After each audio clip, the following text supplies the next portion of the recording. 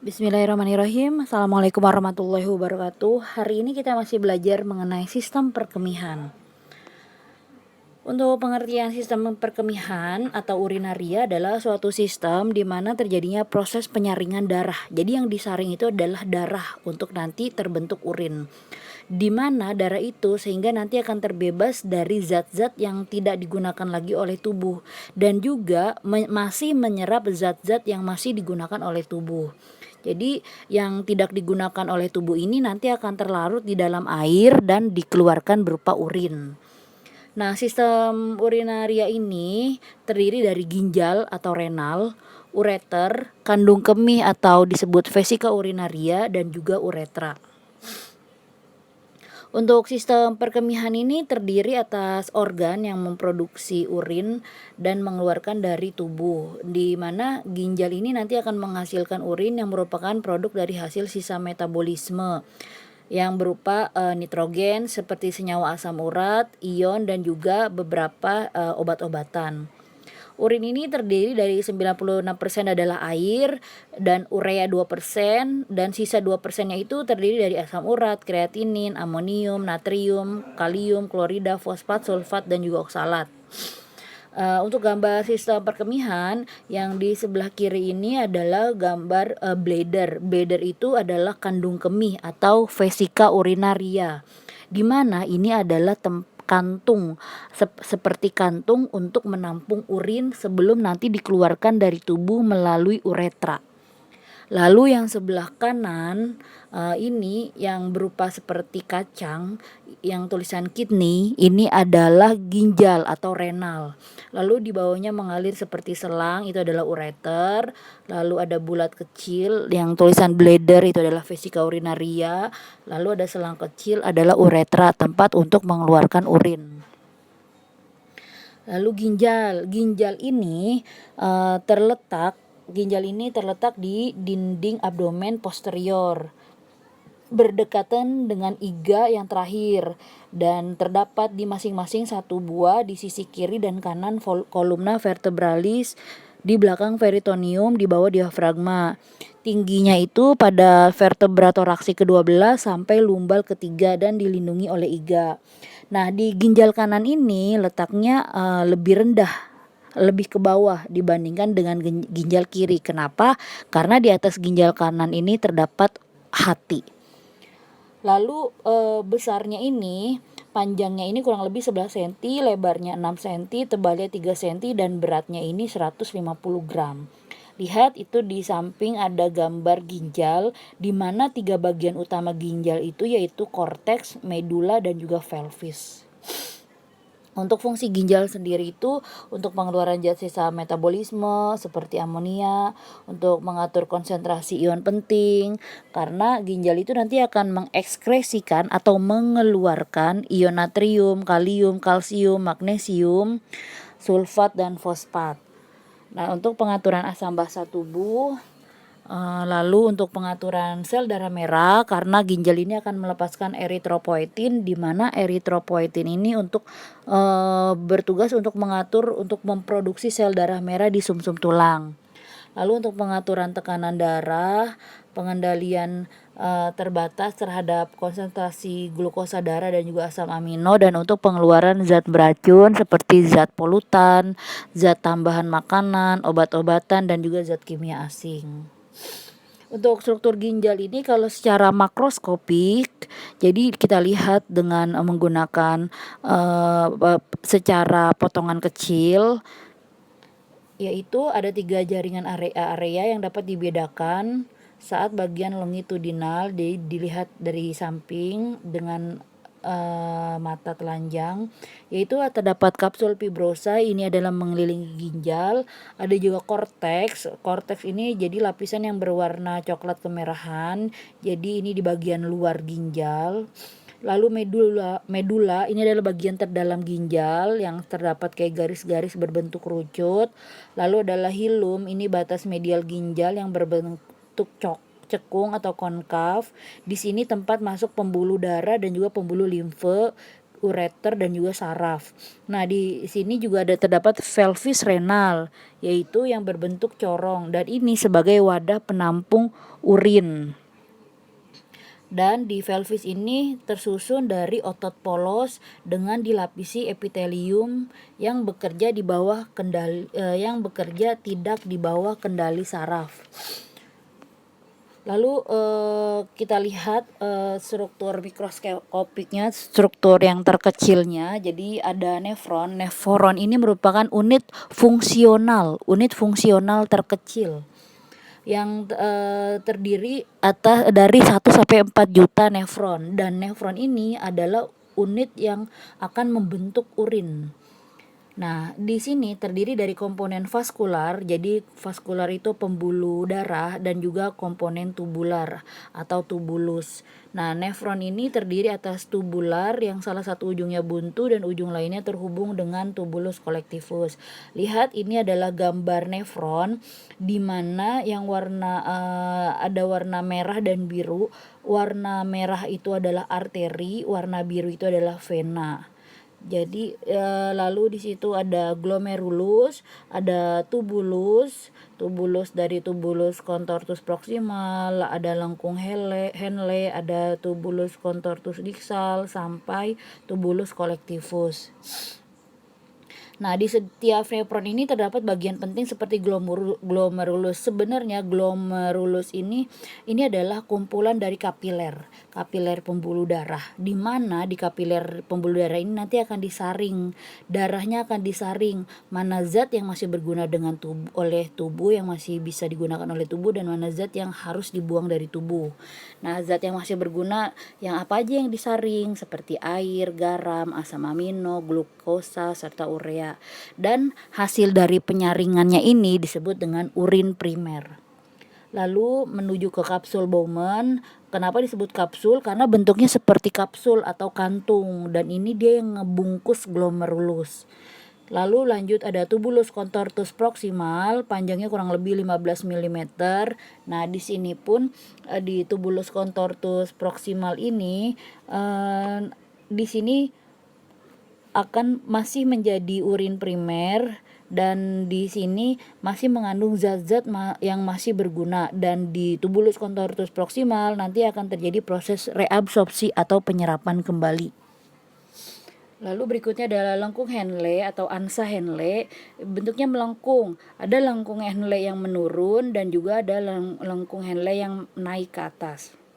Di sini masih dibutuhkan untuk menyaring dan juga sebagai penghubung antara tubulus contortus proximal dan juga contortus distal. Lanjut, tubulus contortus distal, panjangnya kurang lebih 5 mm, dan di tubulus contortus distal ini yaitu adalah urin sekunder, dan di sini masih terdapat zat-zat yang masih berguna oleh tubuh. Lalu yang terakhir adalah tubulus collectivus atau ductus Colligen. Nah, di sini ini adalah bagian terakhir dari nefron. Dia bentuknya seperti selang, dan ini fungsinya adalah untuk menampung urin sesungguhnya. Jadi di sini sudah terbentuk urin sesungguhnya yang nanti akan dibuang dari tubuh.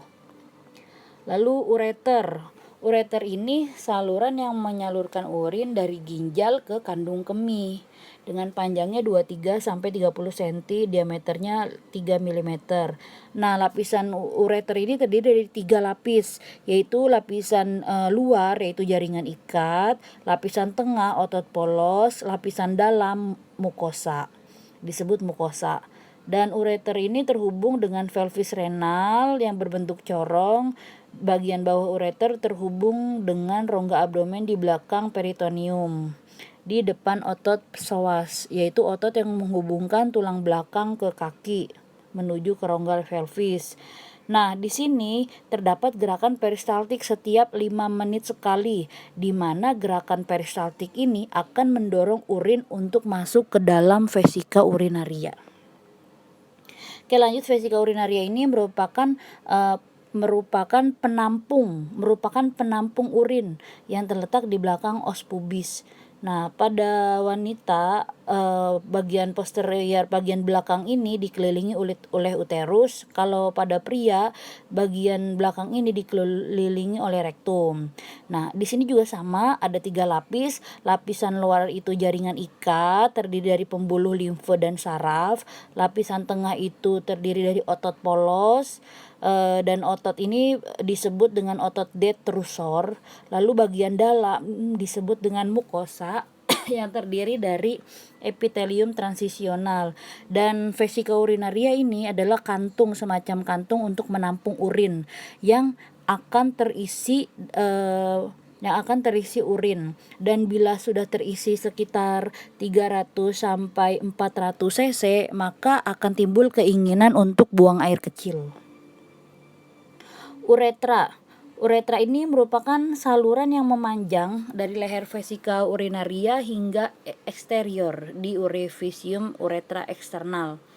Jadi kalau uretra ini jadi ini saluran untuk mengeluarkan urin keluar dari tubuh. Nah, uretra pria ini lebih panjang dibandingkan uretra wanita. Kalau uretra wanita panjangnya 4 cm, kalau uretra pria panjangnya 17,5 sampai 20 cm. Dan orificium uretra eksternal ini dia dikontrol oleh sphincter uretra eksternal yang dikendalikan oleh otot volunteer atau otot sadar atau disadari. Untuk pembentukan urin, jadi untuk pembentukan urin ini terdiri dari 3 proses, yaitu filtrasi, reabsorpsi, dan juga augmentasi. Untuk filtrasi ini filtrasi itu artinya menyaring. Jadi penyaringan darah terjadinya di mana? Terjadinya pada glomerulus dan kapsula Bowman. Nah, zat yang terlarut dalam darah ini seperti garam, air, gula, dan urea akan masuk ke dalam glomerulus dan disaring oleh glomerulus dan kapsula Bowman. Nah, hasil dari penyaringannya ini disebut filtrat glomerulus atau urin primer. Dan ini masih bermanfaat bagi tubuh karena masih ada zat-zat penting yang dibutuhkan oleh tubuh.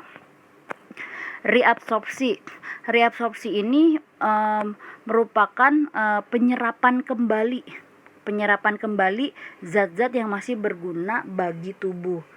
Jadi ini terjadi pada tubulus contortus proximal sampai dengan lengkung Henle. Jadi proses penyerapan kembali atau proses penyaringan kembali ini yang direabsorpsi, yang diserap itu seperti air, glukosa, asam amino, ion natrium, kalium, kalsium, klorida, HCO3. HCO3 itu ion bikarbonat dan HbO4 dan juga sebagian urea. Nah, hasil dari penyerapan kembali ini, hasil dari reabsorpsi ini yaitu urin sekunder atau filtrat tubulus, di mana urin sekunder ini terdiri dari air, garam, urea, dan juga pigmen empedu. Nah, pigmen empedu ini yang memberi warna pada urin. Lalu yang ketiga adalah augmentasi. Augmentasi ini merupakan proses pengeluaran zat sisa, jadi sudah tidak diperlukan lagi dalam tubuh, dan ini sudah berbentuk urin sesungguhnya atau urin sebenarnya. Jadi dalam proses ini urin sekunder yang tadi dari tubulus distal menuju ke tubulus collectivus, dan sebenarnya di sini masih terjadi penyaringan seperti ion natrium, klorida, dan urea, dan hasilnya adalah urin sesungguhnya. Nah, jumlah urin yang dihasilkan oleh ginjal itu dipengaruhi oleh beberapa hal seperti jumlah air yang dikonsumsi. Jadi semakin banyak kita minum, maka semakin banyak pula urin yang dikeluarkan.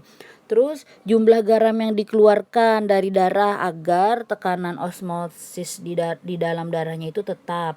Lalu jumlah hormon antidiuretik atau hormon antidiuretik itu hormon ADH.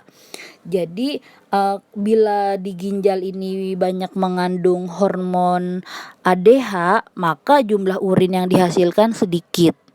Tapi bila di dalam ginjal ini sedikit mengandung hormon ADH, maka jumlah urin yang dihasilkannya banyak gitu. Lalu adalah jumlah hormon insulin. Jadi bila produksi insulinnya itu rendah, maka seseorang itu akan sering buang air kecil. Jadi jika produksi insulinnya rendah, maka orang itu jumlah urinnya akan semakin banyak, jadi sehingga sering BAK. Tapi jika hormon insulinnya naik, maka produksi urinnya berkurang.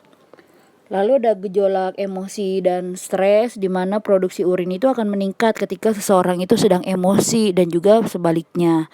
Lalu minum minuman yang beralkohol ataupun kafein, karena produksi urin itu akan meningkat bila seseorang itu mengkonsumsi alkohol atau kafein, karena alkohol atau kafein itu dia akan menghambat produksi hormon ADH di dalam tubuh. ADH itu tadi anti diuretik hormon.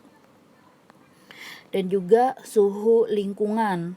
Nah, suhu lingkungan ini, jadi apabila suhu lingkungan di luar cuacanya ini sedang panas, maka urin yang dihasilkan akan sedikit.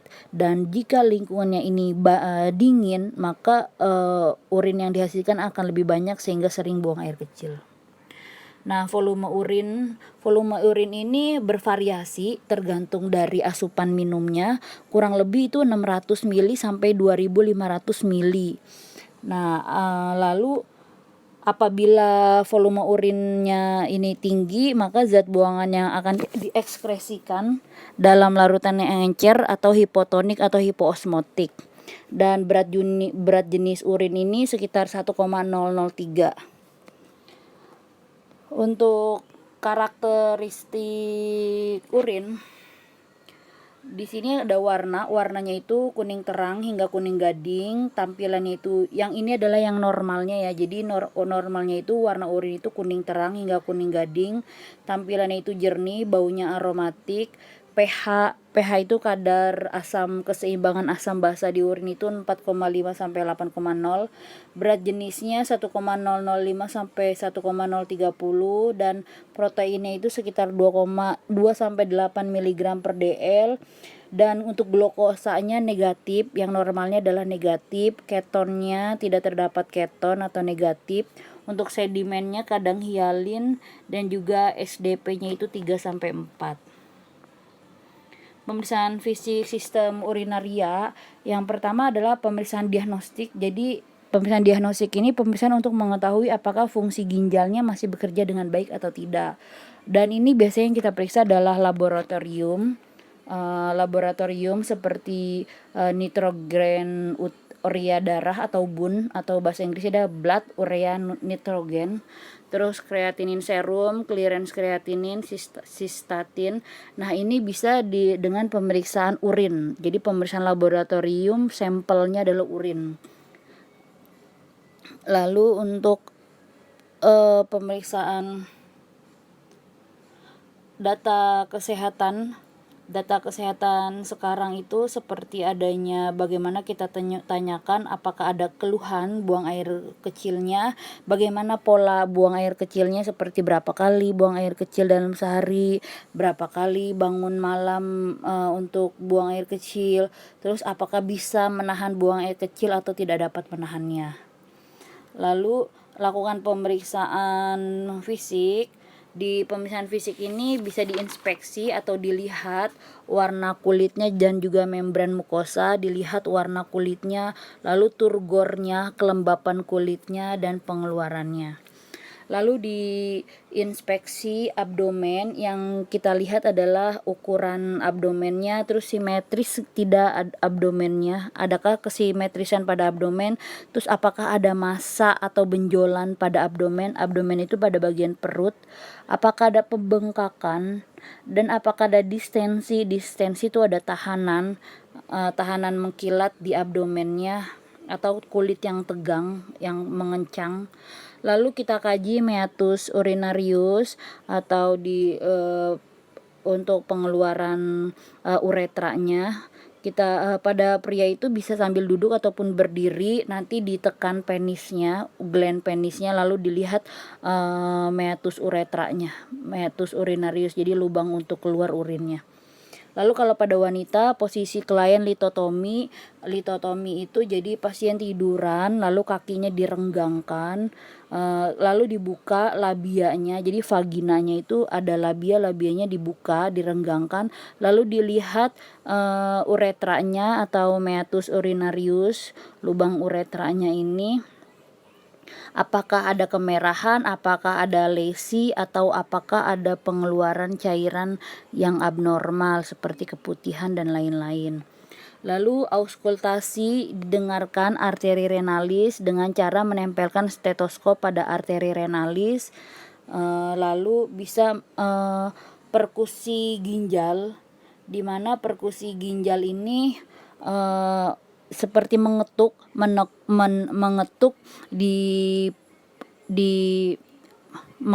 di pinggang bagian belakang kanan dan kiri.